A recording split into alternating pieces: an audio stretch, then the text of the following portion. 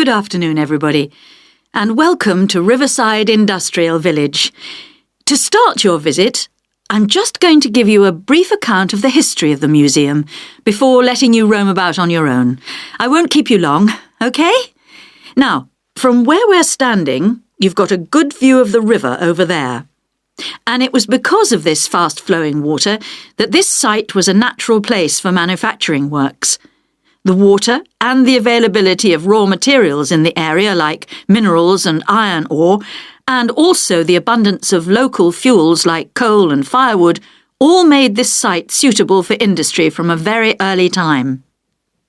Water was the main source of power for the early industries, and some of the water wheels were first established in the 12th century, would you believe? At that time, local craftsmen first built an iron forge just behind the village here on the bend in the river. By the 17th and 18th centuries, the region's rivers supported more than 160 water mills, and many of these continued to operate well into the 19th century. But then the steam engine was invented. And then the railways came, and the centres of industry were able to move away from the rivers and the countryside and into the towns. So industrial villages like this one became very rare. So, that's the history for you. If you'd like any more information, you can ask me some questions, or you can read further in our excellent guidebook. Now, I'm going to give you a plan of the site, and I'd just like to point out where everything is, and then you can take a look at everything for yourself.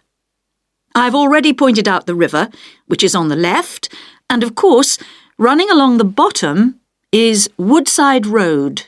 Got it? OK. Now, we're standing at the entrance. See it at the bottom? And immediately to our right is the ticket office. You won't need that, because you've got your group booking, but just past it are the toilets. Always good to know where they are.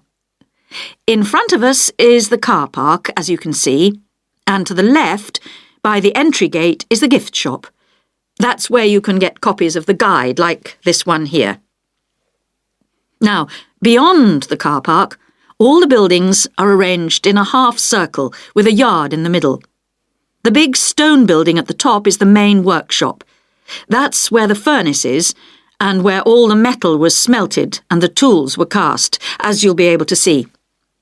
Now, in the top right-hand corner, that building with bigger windows is the showroom, where samples of all the tools that were made through the ages are on display. In the top left corner is the grinding shop, where the tools were sharpened and finished.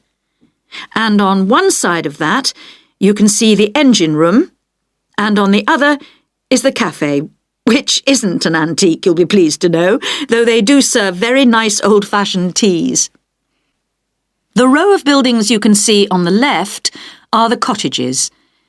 These were built for the workers towards the end of the 18th century, and they're still furnished from that period, so you can get a good idea of ordinary people's living conditions. Across the yard from them, you can see the stables, where the horses were kept for transporting the products. And the separate building in front of them is the works office, and that still has some of the old accounts on display. Right, if anyone wants a guided tour, then I'm starting at the engine room. If you'd like to come along this way, please, ladies and gentlemen.